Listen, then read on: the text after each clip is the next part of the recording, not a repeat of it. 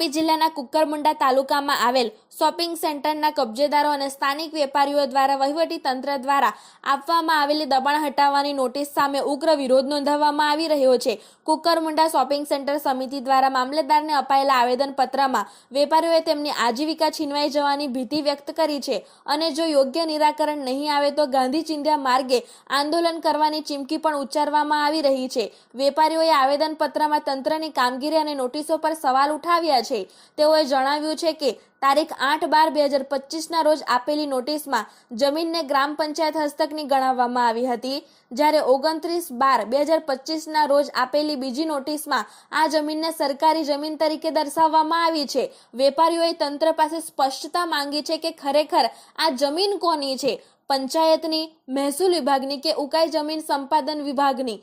આવેદનપત્રમાં વેપારીઓએ પોતાની વ્યથા ઠાલવતા જણાવ્યું હતું કે તેઓ ઉકાઈ ડેમ પ્રોજેક્ટથી અસરગ્રસ્ત થયેલા વિસ્થાપિતો છે। છેલ્લા 50 વર્ષથી તંત્રએ જ તેઓને આ જગ્યાએ વસાવ્યા હતા। વર્ષોથી આ નાની દુકાનો ચલાવીને તેઓ પોતાના પરિવારનું ગુજરાન ચલાવે છે। જો અચાનક આ દબાણ હટાવવામાં આવશે તો અનેક પરિવારો બેરોજગાર થઈ જશે અને આર્થિક પાયમાલી સર્જાશે। વેપારીઓએ સરકાર સમક્ષ શરતી રજૂઆત કરી છે કે તેઓ જગ્યા ખાલી કરવા તૈયાર છે, પરંતુ તે માટે વૈકલ્પિક વ્યવસ્થા કરવામાં આવે અને ધંધા રોજગાર માટે અન્ય જગ્યાએ પૂરતી વ્યવસ્થા કરી આપવામાં આવે તથા જો શક્ય હોય તો આ જમીન પંચાયતને સુપરત કરી દેવામાં આવે તેવી શરતો તેમના દ્વારા મૂકવામાં આવી છે। વેપારીઓ આ જગ્યા માટે જરૂરી પ્રીમિયમ ભરવા અને પંચાયતને નિયમિત વેરો આપવા પણ તૈયાર છે। વેપારીઓએ સ્પષ્ટ શબ્દોમાં ચેતવણી આપી છે કે જો તંત્ર દ્વારા તેમની આજીવિકાનો વિચાર કર્યા વગર બળજબરીથી દબાણ હટાવવામાં આવશે તો તેઓ સામૂહિક રીતે ગાંધી ચિંધ્યા માર્ગે લોક આંદોલન કરશે। હવે જોવાનું એ રહે છે કે વહીવટી તંત્ર આ ગૂંચવણભર્યા પ્રશ્નનો માનવીય અભિગમ સાથે ઉકેલ લાવે છે કે કેમ। એટલે બધા લોકો અહીંયા આવ્યા છે અને નિવેદન આપવાનું।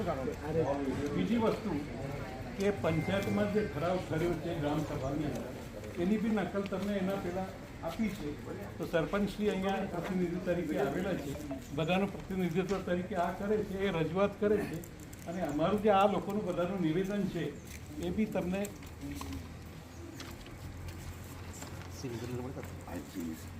બધાએ કદાચ સહયોગ કરી છે તો વાંચ્યું હશે કે અત્યારે હું સંભળાવું છું, સાહેબને બી આપણે જાણ થશે અને બધાને ખબર પડશે કે ભાઈ શું આપણી માગણી છે। કુકરમુંડા શોપિંગ સેન્ટર સમિતિ કુકરમુંડા પ્રતિ મહેરબાન મામલેદાર શ્રી સાહેબ, કુકરમુંડા તાલુકા સેવા સદન કુકરમુંડા। વિષય: કુકરમુંડા પંચાયત વિસ્તારમાં આવેલ શોપિંગ સેન્ટરની જમીનમાં અનઅધિકૃત કબજો દબાણ હટાવવા બાબત સંદર્ભ તારીખ 8/12/25ની નોટિસ અને 29/12/25ની નોટિસ। મહાશય, સવિનય જય ભારત જણાવવાનું કે અમો કુકરમુંડા પંચાયત વિસ્તારમાં આવેલ શોપિંગ સેન્ટરના ભોગવતાદાર અને કબજેદાર સહુ મળી સામૂહિક રીતે આ નિવેદન આપી રહ્યા છે। આપ શ્રીના 8/12/25ના નોટિસમાં દર્શાવ્યું છે કે ગ્રામ પંચાયત હસ્તકની જમીન બિનઅધિકૃત દબાણ કરે છે અને તારીખ 29/12/25ના નોટિસમાં દર્શાવ્યું છે કે સરકારી જમીનમાં બિનઅધિકૃત દબાણ કર્યું છે। તો આપ શ્રીથી અમે જાણવા માગીએ છીએ કે ખરેખર આ જમીન કોની છે, પંચાયતના મહેસૂલ વિભાગની કે પંચાયતની કે ઉકાઈ સંપાદન જમીન વિભાગની। બીજી વાત, અમે ઉકાઈ અસરગ્રસ્ત વિસ્થાપિતો છીએ, છેલ્લા 50 વર્ષથી આ જગ્યા અમોને વસાવ્યા છીએ છે, ત્યારથી આ જગ્યા ધંધા રોજગારી માટે દુકાનો કાઢી અમારો ઉદર નિર્વાહ કરવા આવ્યા છે। આપ શ્રી જો દબાણ હટાવવા કરશો તો અમો લોકો ચાલુ ધંધા રોજગારથી વંચિત થઈ બેરોજગાર આખું કુટુંબ થશે, તો શું કરવું? અમો જગ્યા આપ શ્રીના હુકુમથી ખાલી કરવા તૈયાર છે, પરંતુ અમોને બદલામાં ધંધા રોજગાર માટે પર્યાયી વ્યવસ્થાની જગ્યા આપો અથવા ગામ રેવન્યુમાં આપી પંચાયતને સુપૃત કરો। અમો જે જગ્યા ઉપર દબાણ કર્યું છે એ બદલ અમો ઉપજ પ્રીમિયમ અથવા પ્રીમિયમ ભરવા તૈયાર છે સરકારશ્રીમાં। આજ દિન સુધી પંચાયતને વહીવટ ખર્ચના ભાગરૂપે આપતા કર વેરો આપતા આવ્યા છે। તો આપ શ્રીને નમ્ર વિનંતી કે આ અરજી સ્વરૂપે રજૂઆત કરીએ છીએ કે આવા અમારા પ્રશ્નોની રજૂઆત આપ શ્રી કલેક્ટર શ્રીને ના માધ્યમથી સરકારશ્રીમાં રજૂઆત કરે, અન્યથા અમે સામૂહિક રીતે ગાંધી ચિંધ્યા માર્ગે લોક આંદોલન કરીશું. બરાબર?